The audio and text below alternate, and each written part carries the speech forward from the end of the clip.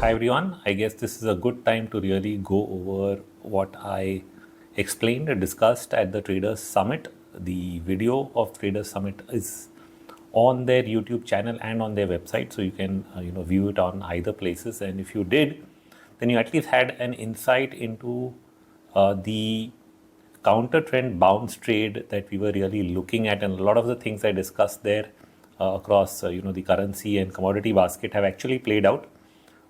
Some things overextending, some things within limits, and I'm going to go over them and then we get into what lies ahead next.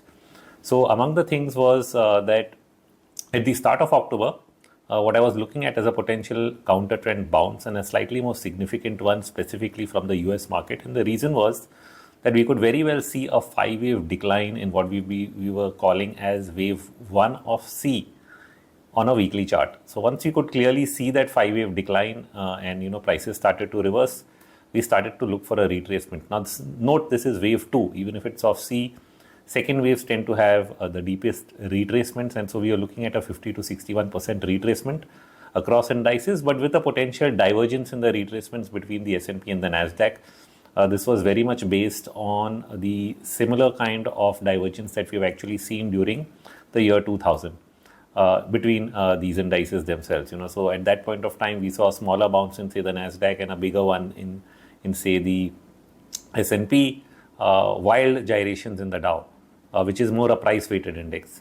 Now we can very well say after the last couple of weeks of action, specifically the last two, that it is pretty much the same. The Nasdaq is at a much lower retracement. The Dow has gone all the way to 80% or more, and the S&P is exactly at 61.8%. So sort of we've seen that kind of divergent behavior. The question, if this is wave 2 of C, then we should probably not keep running away to new heights. We should be sort of done over here. So we'll be watching the 61% retracement mark, and if that holds, wave 3 of C down and unfold. So that's the start of view in terms of what US equities are doing. Now, while doing that, the primary reason for expecting that, apart from the wave structure, was also that we'd seen extreme oversold readings through the month of September in both the US bond and dollar markets. Now, the dollar was probably the first one to start correcting. We didn't see any move in the bond market till last week.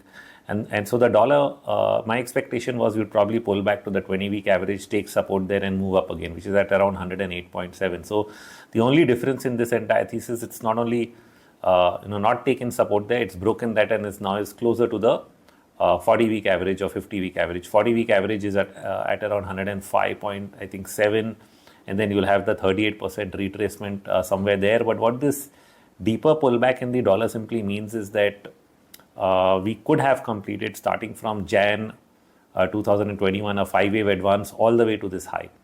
Now, if I say a 5-wave advance is complete, most people think, oh, does that mean we have a longer term trend reversal? And the answer is probably not, and it's a little early to say. Why can't we really extend this into this 5-wave advance being the first, and then a second and a third wave, and continue higher? That has a potential case, and till we can really confirm a reversal, which means we don't actually have a 5-wave decline. So a 5-wave rise to the top, yes, a correction, 3 waves so far. We don't have an impulsive decline. So to really say from a wave structure point of view that we have a reverse trend from up to down on the dollar would be very, very difficult. I think we need to give it some time to conclude that. And the risk to that conclusion is that if we fall in 3 waves and start upwards again, then it means that a larger third wave could start in the dollar index, or at least some wave of some degree is incomplete on the upside, and so we are not really done here. I think that's more likely the case. We'll watch the evidence as it comes along. We need more proof. But if we look at our own local currency, where I was also expecting a similar pullback, we've actually stopped at the 20-week average so far, which is also a 61% retracement from the bottom that we made in September. So the USD-INR has rallied from the September bottom to the high, I think close to around 79 at the lows and at around 83 odd at the highs.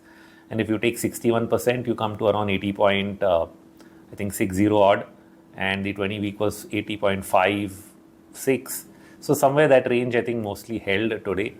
And if we've held that, then we're pretty well set up for the USD-INR to continue on its upward journey. So these moves also played out as expected. I think the dollar was the odd one because I didn't expect the 20-week to break, which it has. And then I said it would mean that we've completed an impulse, which it has. But does that mean we have a long-term trend reversal? That's where I still have doubts. Unless it gets confirmed by a 5-wave decline, I would maintain a bullish longer-term view on the dollar index. I think that remains that's one part of the puzzle. The second, which was not happening and I couldn't understand how it will happen, is the bond market, because if you looked at the 10-year, the weekly RSI had actually reached 22, and even the monthly was around there. And to get a relief, at least at the weekly degree, see, monthly can remain oversold for a period of time. But I think the weekly required some relief, and I couldn't judge how it will happen after the Fed spoke and the rhetoric is, we are going to keep rates higher for longer. And how do bond yields really get that relief? And I think the inflation data really did that for us. It brought the bond market out of that oversold condition, and now the RSI is well above 30 on the weekly chart. So will the monthly also reverse? Well, if prices remain where they are, then you might even see the monthly RSI cool off a bit. Now the question is, will you see a further down move in the bond market? Now this is the even trickier one. The bond market and the dollar market can sometimes be correlated, which means if the bonds bottom and yields are headed lower, it's possible that the dollar also eventually tops out. Now I'm not sure if the dollar has done so yet, but the case for a bond market low is actually better because of the extreme oversold nature, and also because you can mark it as a 5-wave decline all the way from the 2020 top. So that's even a bigger one. And if that is true, then it could mean a multi-week rally in bonds. So this takes us all the way back to the theory that I've discussed so many times in between, that bonds, equities and commodities correlate with each other with a lead lag, which means the bond market tops or bottoms first, equities follow, and then commodities follow that as well. And that lead lag can be several weeks or months, so it doesn't happen at the same time. This is where people get markets wrong. There's been a chart from I think EWI which has been floating around showing that every pivot was followed by a sell-off, which is sort of to do with the same bond market cycle, that the bond market first senses a recession, starts to rally as flight to safety starts. But flight to safety simply means that money moves out of equity into bonds, and so that doesn't really necessarily result in an equity market medium to longer term bottom. So that's I think the thing to really judge over here. I know people can get over enthusiastic about the idea that inflation has peaked, and data would show that that means the Fed could pause or reverse course. But that's also going to take time. There's enough evidence in the data itself showing that the Fed is going to keep rates higher for longer, all the way maybe into April or May of next year. And if that is the case, yields are just going to rise and stay higher rather than reverse as yet. And so the pressure from the bond market in terms of higher yields will still remain, but the bond market may bottom out ahead of any yield reversal. And so that is where the gap ends up being. The other thing which we all forget, including me, sometimes I forget when I make this talk, is we forget about Fed tightening. They're pulling back $100 billion a month from the bond market. Sometimes you may see them intervene, through treasuries, but in general, the balance sheet size is reducing. And if that is a path that they're going to continue with, then that is the biggest dissimilarity with any correlation you will try to draw with the last Fed pivot in 2018-19, when QE was still in force, or the balance sheet was still large. And when you actually compare the business cycle to previous periods, like the 2000 or 2008 episodes when there was no QE, that might be a better comparison with how these things will play out, because you are in tightening mode as far as the balance sheet is concerned. So we are no more dependent on the free liquidity from Fed buying bonds. So the interest rate cycle, the way it works, and I think I explained this in the last episode as well, is that if rates start going down, doesn't necessarily mean the economy turns around. If economy is slowing, it takes several rate cuts before you actually get a reversal. So that's the other side of it. And that also affects the cycle which we discussed earlier, that bonds bottom first because rate cuts don't immediately work, and so you're cutting rates, bonds are rallying, equities are still falling till eventually equities also bottom out. And that lead lag is where we might be, and which we'll try and judge, I think, over the next few weeks as to whether that is happening or not.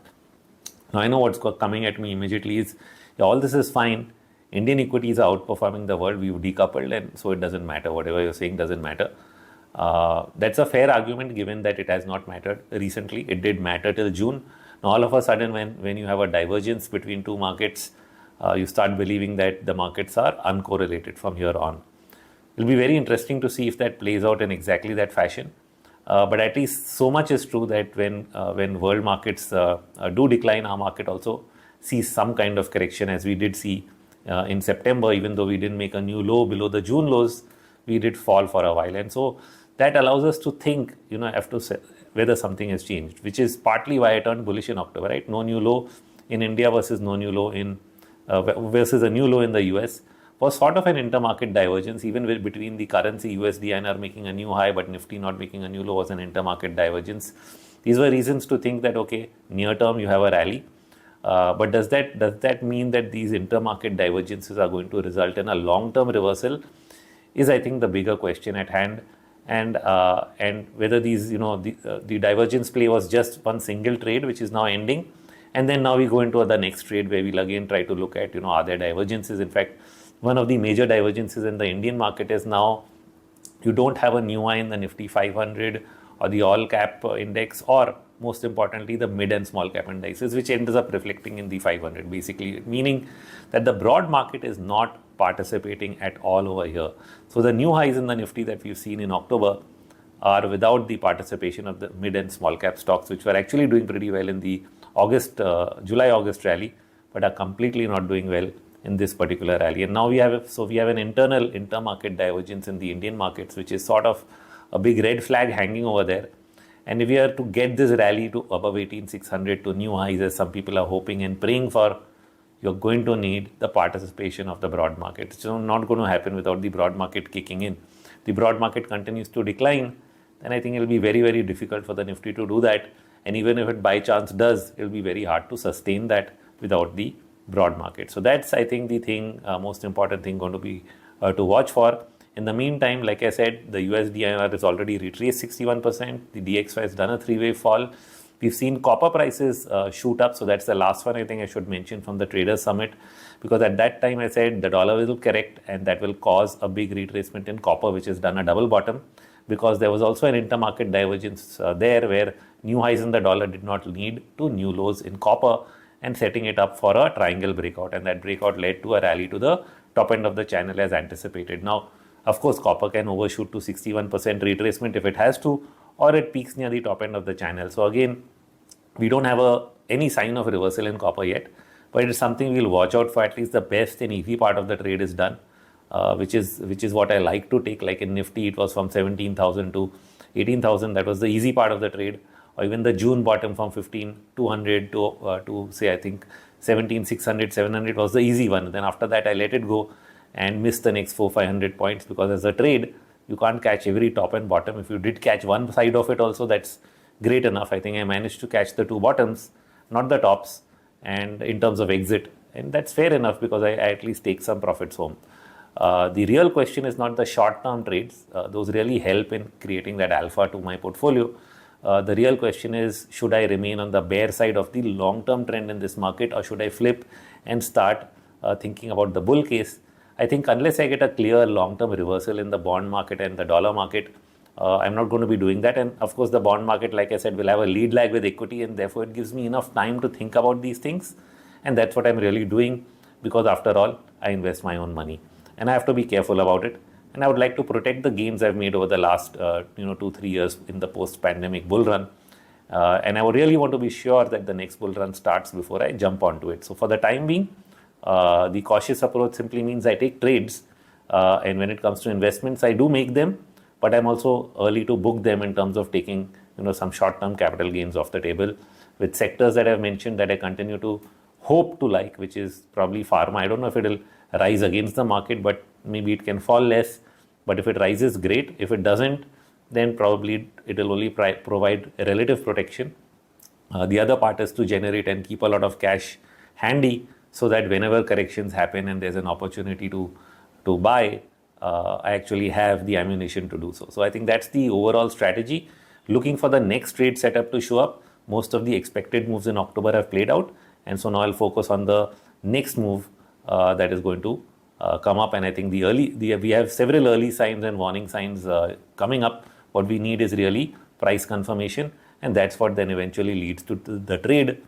Definitely using position sizing, something I emphasize every time. People don't like the idea, but if you've read enough work of good traders, the last element eventually everybody had to put into their trading model was position sizing, without which managing risk is usually difficult, and managing large positions is usually difficult. Why even large? Large is a relative theme. 4 lots is also very large for somebody. 50 lots is also very large. It has to be managed through position sizing if you want to reduce the volatility of your trading portfolio. So that's the last input I'll leave you with, and that's the update for now. Most of the moves done for the last cycle. Those moves coming to an end at some point of time reverse, and we are looking for those reversal signs, and that's what will give us the next trade setup, and I'll probably talk about it as it comes along. Thank you.